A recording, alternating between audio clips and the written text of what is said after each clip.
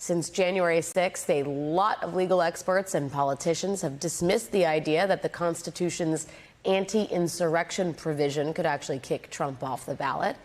But there was one member of Congress who did not, a member of Congress who also happens to be a constitutional scholar. The Constitution itself says in Section 3 of the 14th Amendment that anyone who is sworn an oath to support the Constitution and violates the oath by engaging in insurrection or rebellion shall never be allowed to hold federal or state office again. Not just a president, but members of Congress and others who hold federal office who engage in insurrection or rebellion, having sworn an oath to uphold the Constitution against enemies, foreign and domestic, can never serve again. Donald Trump is disqualified. He's also constitutionally disqualified from holding office, having participated in insurrection. Joining me now is Maryland Congressman and member of the January 6th Committee, Jamie Raskin. Congressman Raskin, does it feel like some version of vindication here to see the Colorado State Supreme Court rule this way? It's definitely encouraging to see the rule of law working.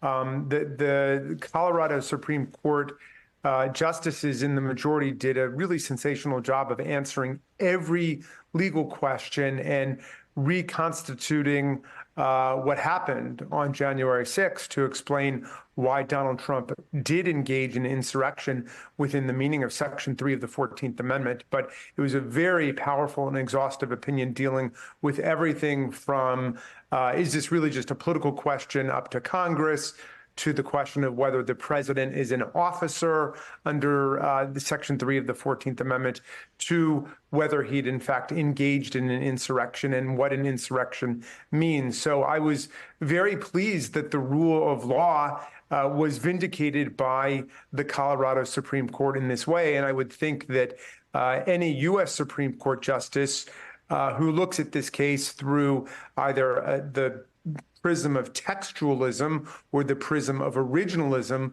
would find that the Colorado Supreme Court has been extremely faithful to the text of the U.S. Constitution and also to the original meaning of the words that were put in by the framers of the 14th Amendment. Yeah, there's an extended section about what an officer meant to the framers. It is a very exhaustive opinion. It is one for the history books.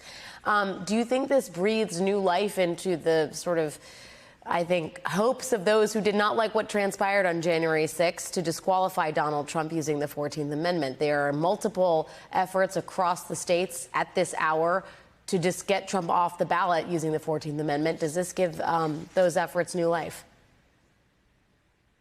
Well, ultimately, this will go to the U.S. Supreme Court. That seems pretty inevitable to me.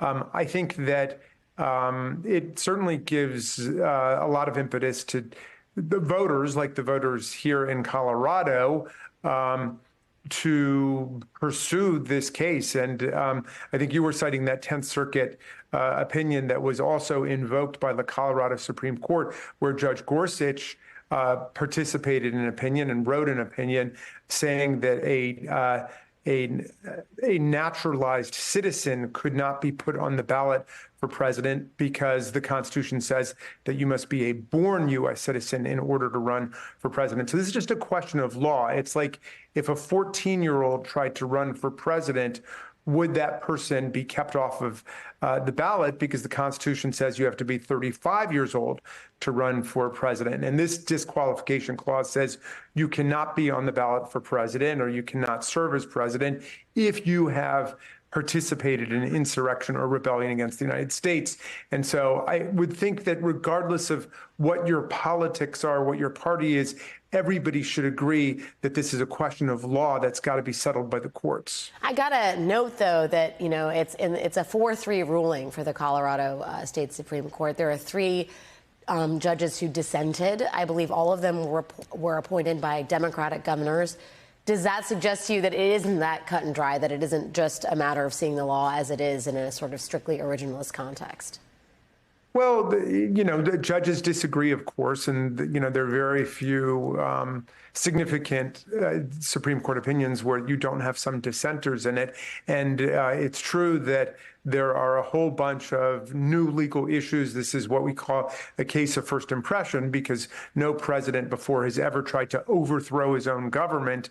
And so it does raise a whole series of new interpretive challenges for the court. I was just impressed by the way this court got into them in such a deep way. For example, the question that the lower court got hung up on, whether the president is an officer within the meaning of Section 3 of the 14th Amendment, they found to be easy because they identified 25 different places in the Constitution where the president or the presidency are considered to be officers or in office under the Constitution. And of course, it would be intrinsically illogical for the president to be the only person not covered by Section 3 of the 14th Amendment. And they also did a very fine job of dealing with the argument that because the presidential oath slightly differs, that somehow distinguishes him. And when in fact, in all of those cases, everybody who's swearing an oath to the Constitution is swearing an oath to support it, including the president. Yeah, the TLDR summary of that officer section is like,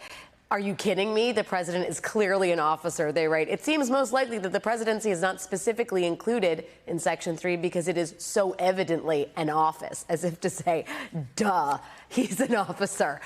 Congressman Jamie Raskin, thank you for your time tonight. I appreciate it. You bet.